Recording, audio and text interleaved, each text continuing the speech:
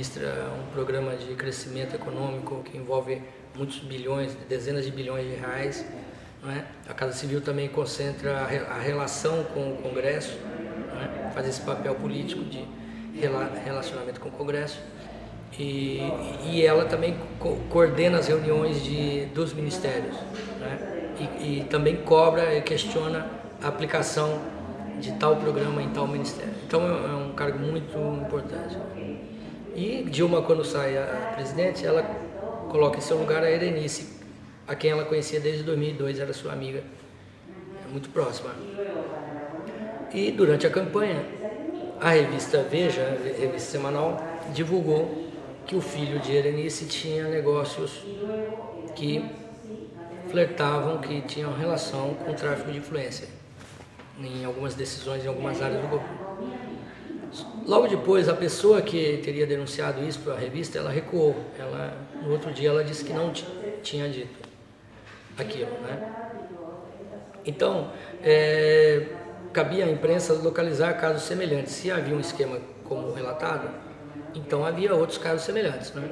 E até que uma pessoa nos procurou, um empresário do interior do Brasil, e relatou que a empresa a firma do filho de Erenice havia cobrado 5 milhões de reais, né, para determinado financiamento público, num valor astronômico.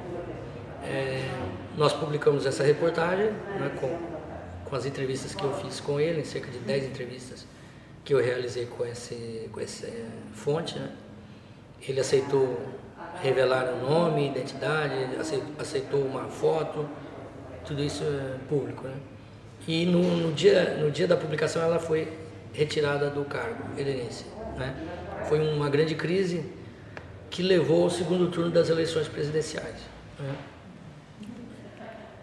Cujas eleições ela acabou ganhando ao final, a Dilma. Muito bem. Passado esse momento de crise, o governo se instalou, né, o novo governo, e para o lugar de Erenice, que seria o lugar natural de Erenice, Dilma chamou Antônio Palocci, que era o ex-ministro da Saúde do governo Lula. E Palocci começou a ser investigado pela Folha, por uma equipe formada por Andresa Matais e José Ernesto Credendio, 2 repórteres do jornal. E eles, durante 4 meses, se dedicaram a essa investigação. E eles descobriram que ele tinha adquirido muitos imóveis caros, um imóvel de 3 milhões de dólares, por exemplo, em São Paulo. E ele não teria, em tese, renda para tanto, não teria dinheiro para essas aquisições, né? No decorrer da apuração, eles foram ouvir o ministro informou por meio da sua assessoria que, na verdade, o dinheiro decorria de um trabalho de consultoria que ele havia realizado. No entanto, esse trabalho coincidiu com o mandato dele de deputado federal. Então, em tese, já se criou um conflito de interesse, né? Nos dias seguintes, a repórter Kátia Seabra, outra repórter do jornal, se agregou à equipe e conseguiu descobrir os números declarados do quanto ele recebia, que ele havia declarado a Receita Municipal em São Paulo.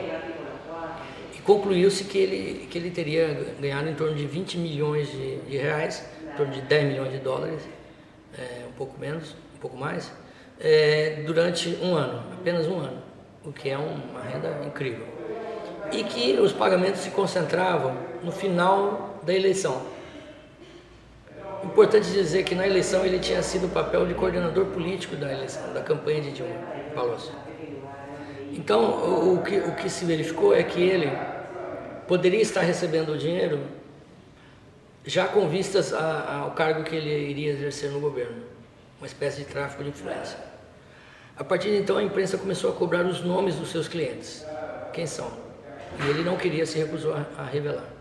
E eu consegui o nome de um cliente dele, uma grande empreiteira no Brasil. E, efetivamente, ela obteve alguns contratos com o dinheiro público, essa empreiteira que havia contratado o Palocci. Quanto mais a cobertura evoluía, menos o Palocci explicava. Ele se recusou a ir ao Congresso para falar quer dizer, ele manobrou para não ir ao Congresso, para revelar seus clientes. e somente repassou em caráter sigiloso um documento para o Ministério Público que havia aberto o inquérito. Então a situação dele ficou insustentável, com a decisão da Fiscalia de abrir um inquérito próprio. E logo ele foi, depois em torno de um mês de crise, né, ele foi substituído também. Então foram duas quedas de dois ministros de cargos muito importantes que se deveram a trabalhos da Folha. Ambos casos en el gobierno de Dilma Rousseff. Um antes de Dilma tomar posse, na campanha eleitoral, no governo Lula, e outro no governo Dilma. Um espaço aí de 9 meses entre um caso e outro. Okay. ¿Por qué Folha y no otro medio? É uma boa pergunta, eu não saberia dizer, mas posso dizer que a Folha tem incentivado o jornalismo de investigação, né? Tem incentivado através de recursos humanos, ampliou o quadro nessa área, né? Tem incentivado com recursos financeiros, e este caso mesmo de Palocci, a equipe pôde ficar 4 meses dedicada ao tema da investigação. No caso dos telegramas, eu pude ficar 40 dias parado apenas com o tema dos telegramas, né? Então há uma decisão realmente editorial e empresarial também, né, de se aprofundar essas investigações, porque o jornalismo investigativo é também uma necessidade econômica para os veículos hoje, né, para a sua própria sobrevivência. Y cuando se dedican a estos temas de investigación de 4 meses o de 40 días, el equipo de investigación se dedica íntegramente a eso, no investiga ninguna otra cosa, solo se enfoca en eso. Integralmente. No caso dos telegramas, eu já estou... 40 dias foram apenas para a leitura, né? Mas eu já estou seguramente desde 1º de julho até agora, 3 meses, né? Dedicado ao tema, nada mais. E no caso do Palocci, os 4 meses, talvez uma ou outra reportagem a equipe escreveu, um ou outro dia, mas 95% desse tempo foi dedicado à investigação. Cuéntanos un poco sobre el caso de investigación de los pasaportes de los familiares de Lula. Sim, essa investigação foi feita pelo colega Matheus Leitão, né, também da sucursal de Brasília, do escritório da Folha de Brasília. E Matheus partiu de uma dica, de uma fonte do Ministério das Relações Exteriores, que dizia que a família de Lula havia recebido passaportes fora da lei. A lei, passaportes diplomáticos fora da lei. Esses passaportes diplomáticos, eles oferecem uma série de prerrogativas e de privilégios, né? Como enfrentar menos fila na entrada, ou mesmo não pagar pelo passaporte, que é um custo no Brasil, o passaporte é gratuito.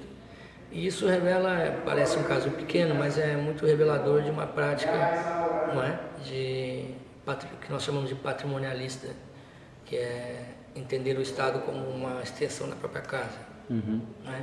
E nesse sentido, é muito curioso ver o presidente Lula cedendo passaportes a 8 parentes diretos, né? E depois o caso se ampliou e descobriu-se que são 300, 600 passaportes. Os números foram mudando ao longo da cobertura, né? Então essas regras hoje estão sendo revistas todas por conta da reportagem da Folha, né? Revela assim uma forma de encarar o Estado, né, que a gente achava que já estava ultrapassado. Rubens, ¿tú cuánto tiempo tienes trabajando en el periodismo y en Folha de São Paulo? Comecei em 1989 como repórter, aos 19 anos. Então, en 1989. 89, sim. ¿A los cuántos años? 19. 19. Sim, então há 22 anos eu trabalho com reportagem. As reportagens chamadas investigativas, há uns 12 anos que eu me dedico a isso, né? E comecei num estado do interior do Brasil e comecei com cobertura sobre crimes na fronteira, assassinatos da polícia brasileira no Paraguai, fazendo esse tipo de divulgação e cobertura policial na imprensa local.